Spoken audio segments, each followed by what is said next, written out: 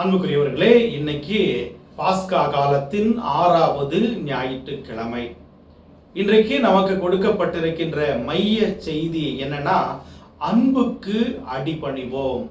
இந்த உலகத்துல அன்பை சுவைக்க நினைக்காத மனிதர்கள் யாருமே இருக்க முடியாது. எல்லாருமே என்னை யாராவது அன்பு செய்ய மாட்டார்களா, என்னை யாராவது நேசிக்க மாட்டார்களா அப்படின்னு ஒரு ஏக்கம் இருந்து கொண்டுதான் இருக்கும். பல நேரத்துல வாழ்க்கை கசந்து போறதற்கு காரணம் என்னன்னா, இந்த அன்பு நமக்கு கிடைக்காததால். பல அன்பு போலியான அன்பாக இருக்கின்றது, பிறரை ஏமாற்றுகின்ற அன்பாக இருக்கின்றது, நம்பிக்கை துரோகம் மிகுந்த அன்பாக இருக்கின்றது. அன்புக்குரியவர்களே, ஒரு குடும்பத்துல 2 பிள்ளைகள், 2 பெண் பிள்ளைங்க. அந்த 2 பெண் பிள்ளைகள்ல மூத்த மகளை தந்தை கஷ்டப்பட்டு கல்யாணம் பண்ணி கொடுத்துறாரு. 2வது மகளையும் திருமணம் செய்து வைக்கிறார். ஆனால் இந்த 2வது மகள் திருமணம் ஆன பிறகு அந்த ஒவ்வொரு நாளும் தந்தையிடம் வந்து சண்டையிடுவதுதான் வழக்கமாக இருக்கிறது. இவருக்கு ஒண்ணுமே புரியல. ஏன் கஷ்டப்பட்டு தானே நான் கல்யாணம் பண்ணி கொடுத்தேன் அப்படின்னு கேட்கும் பொழுது, இந்த ஏன் என்கிட்ட சண்டை போடுற அப்படின்னு கேட்கிறார் தந்தை. அதுக்கு இவர் சொல்றாரு, என்னை விடவும் என்னுடைய அக்காவுக்கு நீங்க அதிகமான வரதட்சணை கொடுத்திருக்கிறீங்க, நீங்க அவளுக்கு நிறைய நல்ல காரியங்களை செஞ்சிருக்கிறீங்க, நல்ல மாப்பிள்ளை பார்த்து வச்சிருக்கிறீங்கன்னு சொல்லி சண்டை போட்டு போயிட்டே இருக்கிறார். ஆனால் ஒரு நாள் என்ன ஆகுது, அந்த 2வது மகள் தந்தையிடம் சண்டை போடுவதை நிறுத்தி விடுகிறாள். இவருக்கு காரணம் புரியல. என்னைக்காவது ஒவ்வொரு நாளும் வந்து என்கிட்ட சண்டை போட்டு போவாளே, இன்னும் கொஞ்ச நாட்களா இவ வரமாட்டேங்கிறான்னு இவருக்கும் இது ஒரு புரியாத புதிராக இருக்கிறது. அப்பதான் விசாரிக்கிறாரு, ஏன் என் மகன் இங்க வரமாட்டேங்கிறா அப்படின்னு இவர் நினைக்கும் பொழுது அந்த 2வது மகளுக்கு உண்மை தெரியுது. என்ன உண்மை அப்படின்னு பார்க்கும் பொழுது, அன்புக்குரியவர்களே, தந்தை இந்த 2வது மகளை கட்டி கொடுப்பதற்கு அவருடைய கையில காசு இல்லை.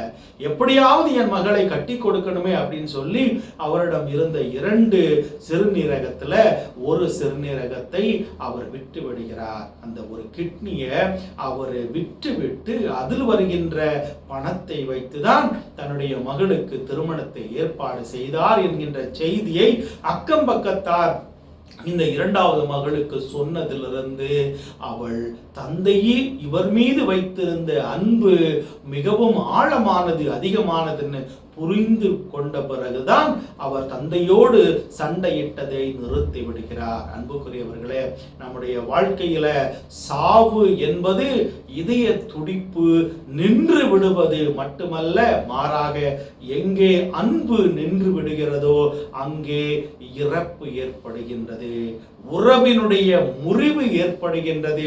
இன்னைக்கு பல குடும்பத்துல பிரச்சனை ஏற்படுவதற்கு காரணம் என்னன்னா, இந்த அன்பினுடைய குறைபாடு.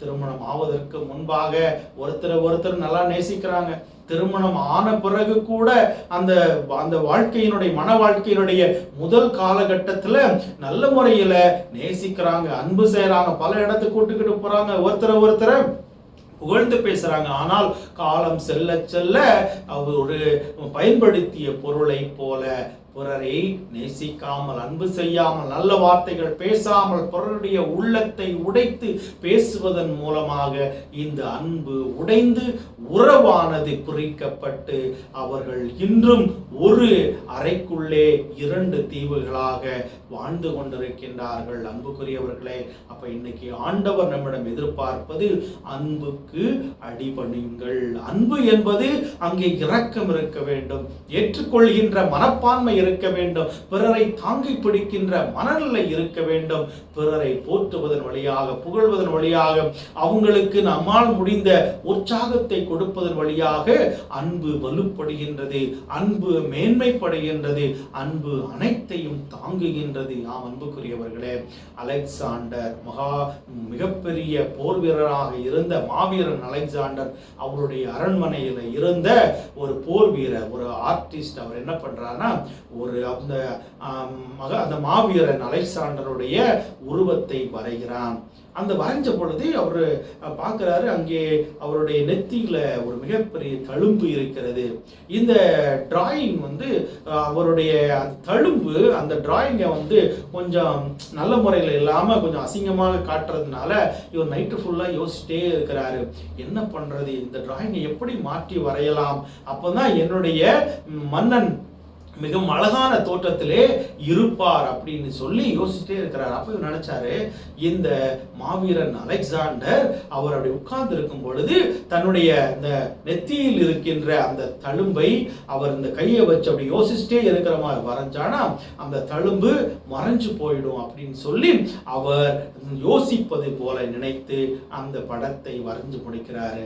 இதை கொண்டு அலெக்சாண்டரிடம் கொண்டு காட்டுறார். மிகவும் தத்ரூபமாக அழகாக இருந்த அந்த டிராயிங்கை கொண்டு காட்டும் பொழுது அலெக்சாண்டர் கேட்கிறாரு, என்னுடைய நெத்தியில் இருந்த அந்த வீரத்தழும்பு எங்கே அப்படின்னு கேட்ட பொழுது இந்த ஆர்டிஸ்ட் சொல்றாரு, அந்த வீரத்தழும்பு என்னுடைய அன்பு அந்த வீரத்தழும்பை மறைத்து விட்டது அப்படின்னு சொல்றார். அன்புக்குரியவர்களே, அப்போ ஒரு தழும்பை அவருடைய அன்பு மறைத்து விட்டதாம். அப்படின்னா இன்னைக்கு பல பேர் என்ன பண்றோம், நாம தவறு செய்யறோம், நம்முடைய தவறை மறைச்சிட்டு அடுத்தவங்க மேல நாம தவறை கண்டுபிடிக்கிறோம். நம்முடைய குற்றங்களை மறைத்து அடுத்தவர்களுடைய குற்றங்களை நாம் பெரிதுபடுத்துகிறோம். அடுத்தவர்களை நாம் காயப்படுத்துவதற்கு முன்பாக சற்று நாம யோசிக்கணும்.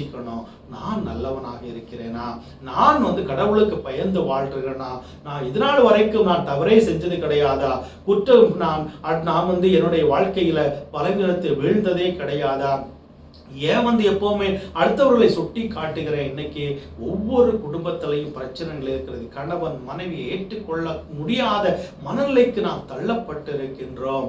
அவர்கள் ஒருத்தர் பார்த்து சகித்து கொள்ள முடியாத அளவிற்கு அன்பு மங்கி போய் அழிந்து போய் இருக்கிறது. அன்புக்குரியவர்களை, இன்னைக்கு ஆண்டவர் தருகின்ற செய்தி, அன்பினால் பிறரை தாங்குங்கள், அன்புக்கு அடிபணிந்து போங்கள். அப்படி நாம் வாழுகின்ற பொழுது குடும்பத்திலே மகிழ்ச்சி வரும், ஆசீர்வாதம் வரும், அற்புதம் நடக்கும். உங்களுடைய வாழ்க்கையில் அற்புதம் நடக்கணும்னா இன்னைக்கு நாம ஆண்டவருடைய பிள்ளைகளாக அடுத்தவர்களை அன்பு செய்வோம். நம் குடும்பத்தில் உள்ள ஒவ்வொருவரையும் வெறுப்புகளை களைந்து நாம் அவர்களை ஏற்றுக்கொள்வோம்.